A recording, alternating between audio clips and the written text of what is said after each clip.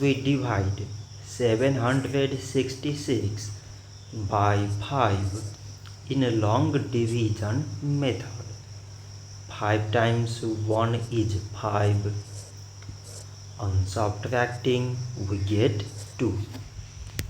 So now we put down the 6 and it is 26. 5 times 5 is 25. On subtracting, we get 1.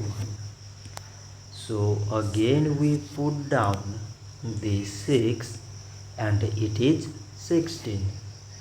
5 times 3 is 15.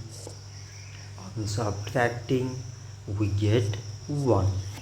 So now we have no any other number to put it down. So we take here decimal so that we put 0. So it is 10 and 5 times 2 is 10. On subtracting, we get 0.